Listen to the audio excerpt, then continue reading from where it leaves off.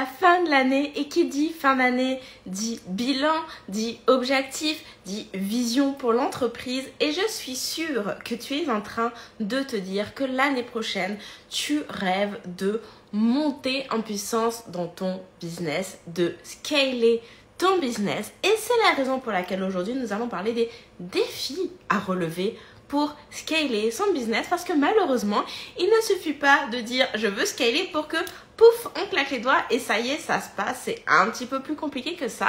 Et c'est la raison pour laquelle je vous ai demandé sur Instagram en story parce que oui, j'avais préparé le coup, j'ai préparé un petit sondage et je vous avais demandé pour vous, c'est quoi qui vous paraît le plus gros défi à relever afin de préparer un petit peu cette conversation. Donc si tu regardes cette vidéo sur YouTube ou sur Facebook, eh bien sache que tu rates des choses parce que sur Instagram au day to day, c'est là que la conversation se passe. Alors on va démarrer avec le résultat de ce sondage et je dois vous dire que j'ai été vraiment surprise à vrai dire.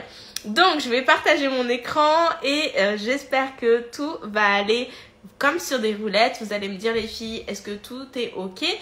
Je vous avais mis 4 options. Le plus grand défi à relever et le premier était de tout faire par soi-même.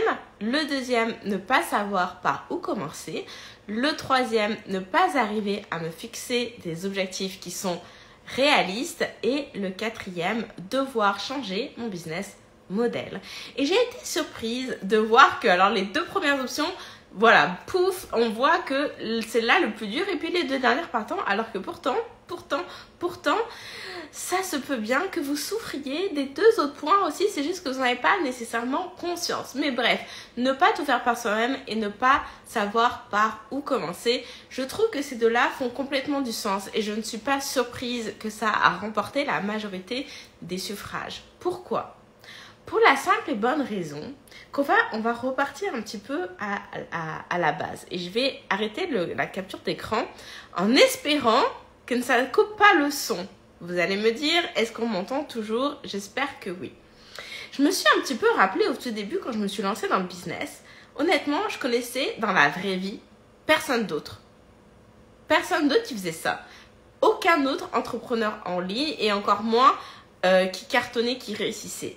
Tous les exemples que j'avais, je les voyais sur les réseaux sociaux. D'accord? Ce qui fait que quand toi, tu as pour objectif d'avoir une entreprise qui cartonne du feu de Dieu en ligne, etc. et que tu en parles autour de toi, que tu en parles à ton conjoint, à tes proches, à tes amis, etc. Tout le monde te regarde avec des yeux là, des grands yeux parce que on dit, déjà, les gens ne comprennent déjà pas comment est-ce que toi tu gagnes ta vie avec ça, mais alors tes ambitions de millionnaire, encore moins. On est d'accord ou on n'est pas d'accord?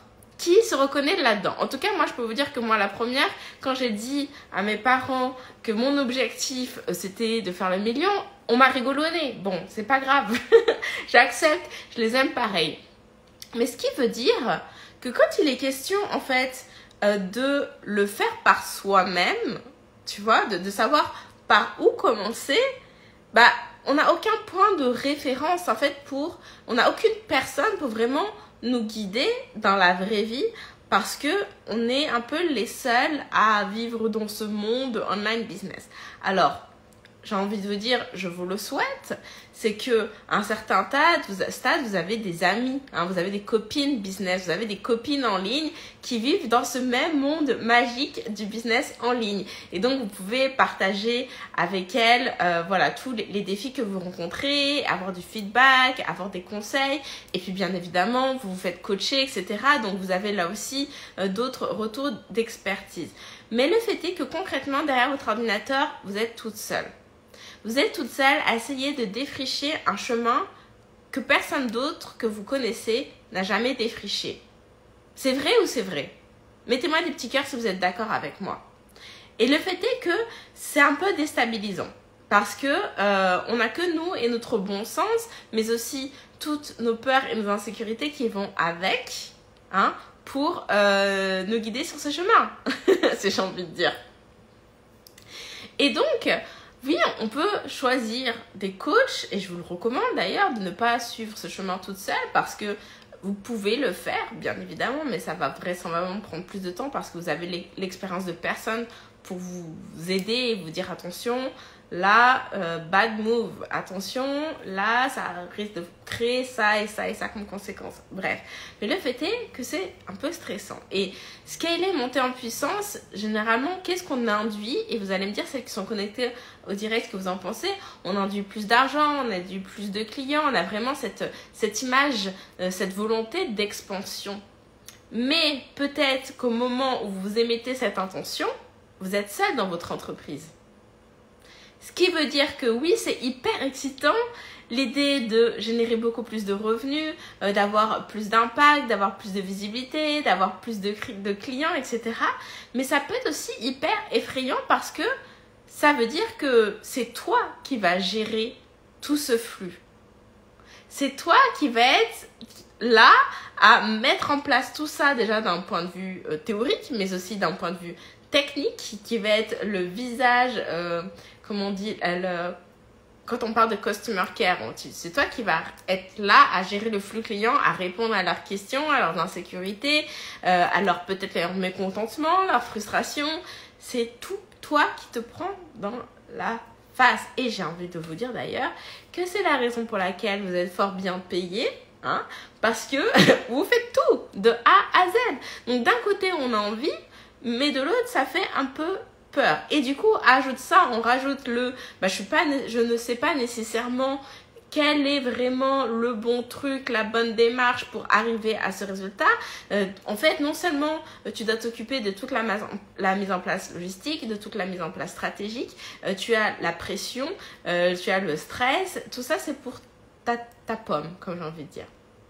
Ça fait partie de l'entrepreneuriat, j'ai envie de dire, mais c'est la raison pour laquelle je ne suis pas surprise que voilà le gros du sondage, les réponses, les défis numéro 1, c'était celui-ci, parce que voilà pourquoi. Est-ce que ça fait du sens? Dites-moi les filles qui vous êtes, qui êtes connectées. Et je ne vais pas rentrer nécessairement dans le devoir changer son business model ou fixer des objectifs qui soient réalistes.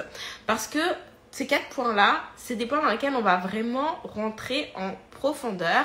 Et ensuite, on va continuer l'exposé. Lors du 6 décembre, le 6 décembre, j'organise une business retreat sur cette thématique. Comment scaler son business grâce à un programme premium. Tu sais, les programmes premium, c'est mon truc. Hein. Un coaching de groupe vendu à 1000 € et plus, tu vois, prix-premium, c'est mon dada. Et on va passer une journée entière de conférences à ce sujet. Comment scaler, comment monter ses prix, comment on fait la transition de petit prix à prix premium, comment on fait pour passer en evergreen, qui est généralement la finalité de scaler. J'ai raison, j'ai pas raison. Que généralement, si on veut monter en puissance, c'est pour mettre en place de l'evergreen, pour avoir des revenus passifs, etc. Et tout ça, ça va être adressé durant la journée du 6 décembre lors de la business retreat. Donc, si t'as pas déjà ton ticket, le lien sera dans la bio, mais je te donne le lien direct. Rendez-vous sur www.lesimpératrices.biz. Et je vous ai demandé aussi de compléter un petit peu ce point de défi à relever. Et j'aurais aimé pouvoir partager, mais je ne peux pas partager. Il y avait une personne qui m'a envoyé une question qui m'a dit pour moi, le plus gros défi, c'est d'arriver à 10K sur Instagram et sur TikTok. Et j'aimerais savoir, est-ce que vous aussi vous rencontrez ce défi-là? Vous pouvez me dire en commentaire. Est-ce que faire grossir votre audience, ça fait partie des objectifs que vous êtes fixés pour scaler votre business? Avez-vous le sentiment que si vous arrivez à atteindre ces fameux 10K, alors ça va permettre à votre entreprise de juste décoller du feu de Dieu? Dites-moi en commentaire. Il n'y a pas de bonne, mauvaise réponse, etc. Il n'y a pas de jugement. Allez-y, je veux voir vos réponses. Oui, non. Dites-moi, qu'est-ce que vous en pensez? Parce que le fait est que mettre votre énergie sur il faut absolument que je fasse grossir mes followers pour grossir mes revenus, mon entreprise, c'est un peu vous trompé d'emphase. Ça fait du sens, je comprends la logique. Si j'ai plus de followers, j'ai plus de vues, j'ai plus de visibilité, donc il y a plus de personnes qui sont au courant de ce que je vends, qui vont être sensibilisées à mon pitch de vente, donc nécessairement plus de ventes. Mais c'est pas nécessairement vrai en réalité, j'ai envie de vous dire que c'est un leurre, parce que le fait est que c'est une question de conversion. Et vous pouvez très bien avoir une toute petite communauté client et avoir une excellente conversion. Et j'ai même envie de vous dire, de vous donner pour exemple l'une de mes clientes qui me disait la semaine dernière que ces 3 dernières semaines, elle a fait son lancement, un soft launch, comme j'aime la penser, un simple launch, l'appeler, un lancement tout en douceur, bref. Et elle nous a fait 14K ou 15K, je ne sais même plus, de revenus en 3 semaines. Et pourtant, elle a moins de 3000 followers sur Instagram. Il n'y a vraiment pas de lien, en fait, entre la taille de votre audience et vos revenus. Je préfère que vous mettiez l'emphase sur construire un super bon discours de vente et donc une excellente stratégie de contenu pour promouvoir votre offre que de vraiment passer du temps à faire des reels en pagaille pour essayer de doper votre nombre d'abonnés. Ça, voilà, c'est important de se le dire. Quand on parle de scaler, on parle pas, en tout cas je vous le déconseille, de mettre vos focus sur la grosseur de votre communauté en termes de followers, mais bien de mettre l'emphase sur comment scaler en termes de revenus, comment scaler peut-être éventuellement même en termes de membres dans votre équipe, comment scaler en termes de clients, mais pas en nombre de followers. Très, très, très important. Ce qui m'amène au point suivant. Je suis désolée, j'ai un truc dans l'œil qui me fatigue. À cette question qui m'a été envoyée. Et les filles qui sont en direct, je veux prendre vos questions. Envoyez-moi vos questions dans la boîte à questions pour qu'on parle des défis à relever pour scaler. J'ai eu cette question hyper intéressante, si j'arrive à l'afficher, de « As-tu arrêté les challenges pour vendre ?» Et si oui, pourquoi? Parce que celles qui me suivent le savent, ce qui m'a permis moi de scaler mon business, ça a été de faire des challenges. On va en parler. Alors, qu'est-ce que déjà je veux dire par challenge? Pour moi, ma définition du challenge, c'est en fait une semaine de formation gratuite où on est en live tous les jours. On apprend à notre communauté à atteindre un objectif qui est défini, qui est la thématique de la semaine. Et à la fin de la semaine, on vend notre programme. Donc, c'est pas plus bête qu'un cadeau gratuit, mais à la place de donner un PDF, on invite aux gens à participer à cet événement live durant une semaine où à la fin, on va donc faire cette proposition de travail de rejoindre notre coaching ou d'acheter notre formation. Et ça m'a littéralement permis de scaler mon business. Pourquoi? Ça, c'est ma méthodologie à moi. Hein. On s'entend, il y a d'autres façons de le faire, mais moi, comment je le fais et comment je l'enseigne à mes clients, c'est par ce biais-là. Comment est-ce que ça m'a permis donc de monter en puissance, de scaler mon business? Tout simplement parce que, en fait, au fur et à mesure que je faisais des challenges, donc je faisais... déjà, j'ai eu toute une phase où je montais mes prix, donc ça, c'est une première façon de scaler.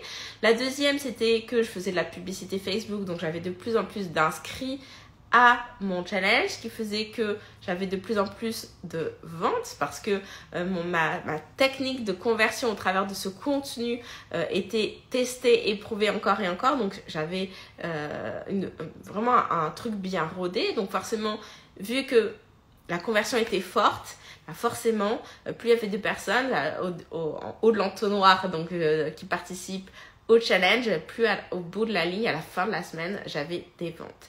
Et donc, je faisais mes challenges et au fur et à mesure que je le faisais, puisque je proposais des plans de paiement en plusieurs mensualités, et bien du coup, ça me permettait que mon revenu minimum mensuel montait au fur et à mesure, ok? Et voilà, et donc c'est ça en fait, c'est comme ça que j'ai vraiment scalé mon business et c'est ça que j'enseigne à faire à mes clients. Et cette question-là, donc très pertinente de as-tu arrêté, fait du sens parce que forcément si tu me suis depuis longtemps, tu dis mais Annelise, attends, ton dernier challenge il date de quand? Et mon dernier challenge, il date de janvier 2021 et aujourd'hui à l'heure de ce live, nous sommes en novembre. Et là tu dis mais comment ça se fait? T'as arrêté de vendre quoi? Et non. J'ai pas arrêté de vendre, j'ai pas arrêté de faire des challenges non plus. T'as pas arrêté de faire des challenges, mais ton dernier challenge en janvier. Genius. Attendez-vous pour le moment genius. En fait, scaler, il y a comme différentes phases, j'ai envie de dire, de scaler dans votre business. Il y a cette phase d'impulsion, d'accord, où on veut arriver justement à avoir un système de vente qui soit testé et prouvé, qui vous permette vraiment de monter en puissance et en compétence, j'ai envie de vous dire. C'est-à-dire que, donc, je faisais un challenge, je l'ai fait 1 fois, 2 fois, 3 fois, 4 fois, enfin un nombre infini de...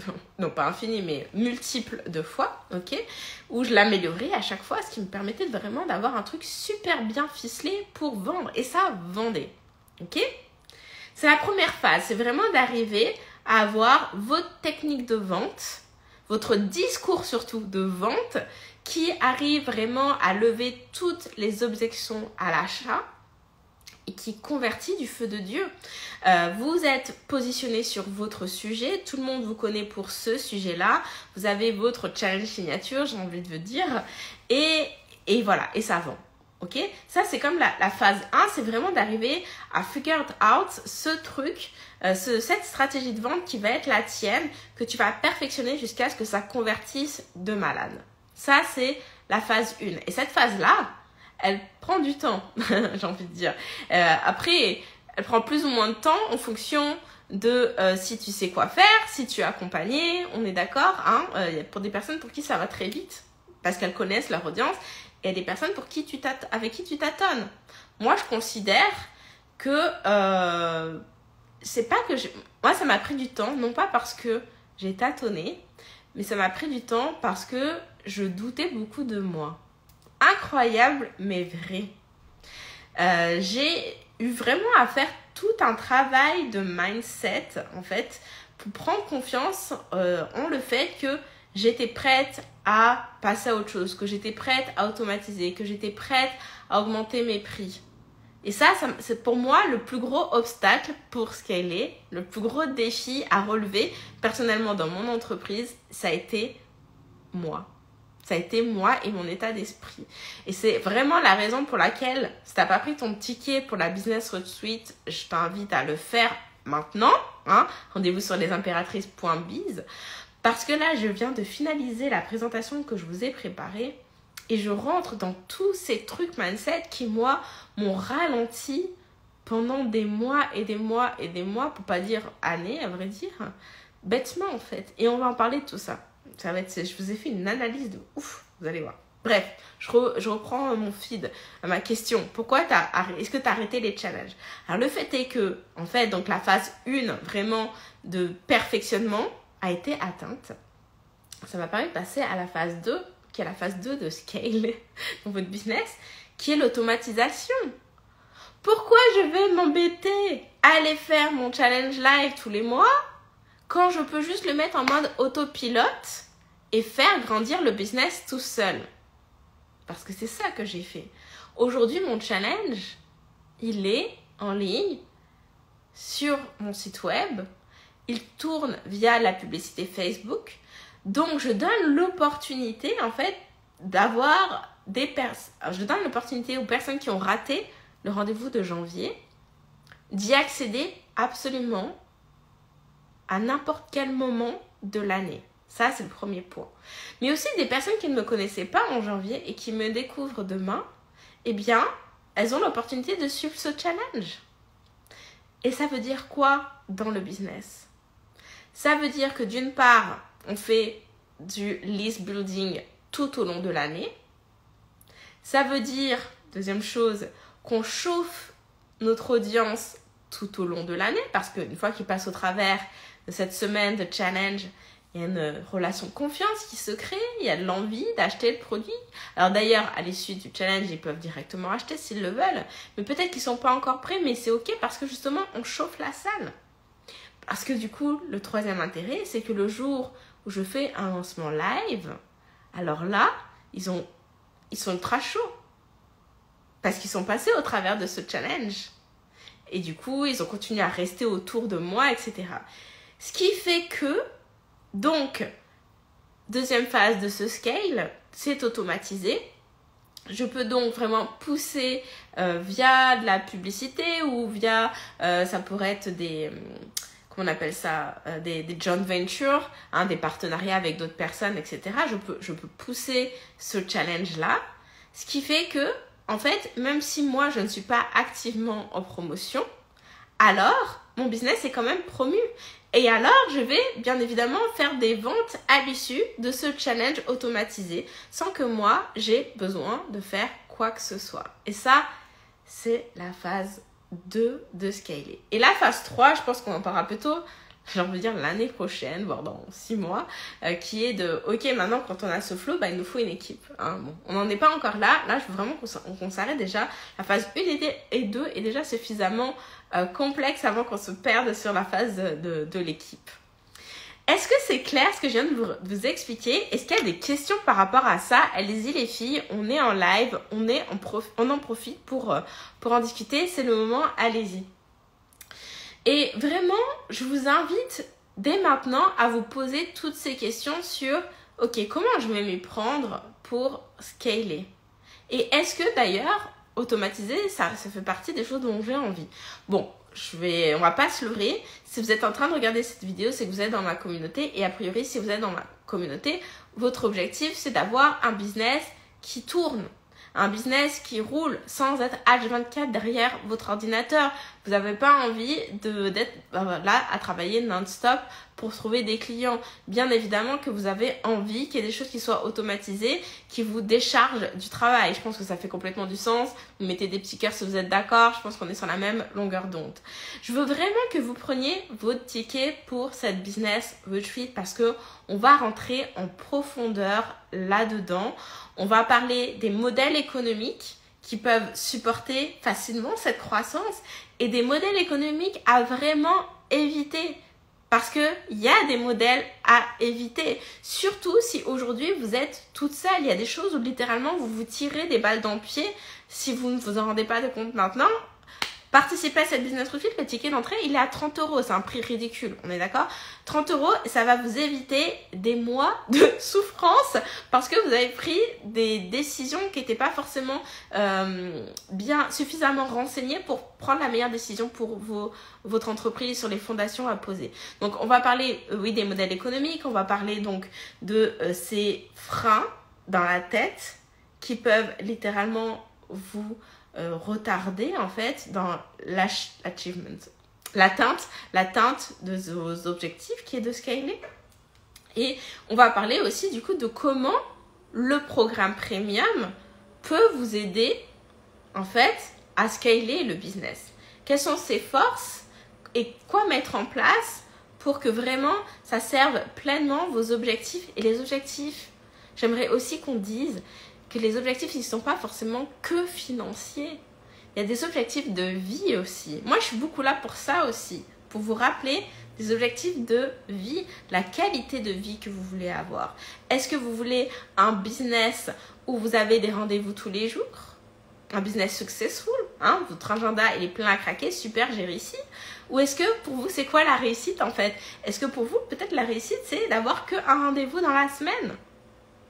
Et gagner autant d'argent, c'est quoi en fait? Et du coup d'avoir du temps pour toi, pour la famille, pour faire ce que tu as envie en fait, aller faire les cheveux, les ongles, d'ailleurs il est temps que je fasse les miens. Bref, on va questionner tout ça. Donc, encore une fois, dernière fois, je le répète, va prendre ton ticket pour la business retreat. J'ai hâte. On va parler de comment scaler ton business grâce à un programme premium.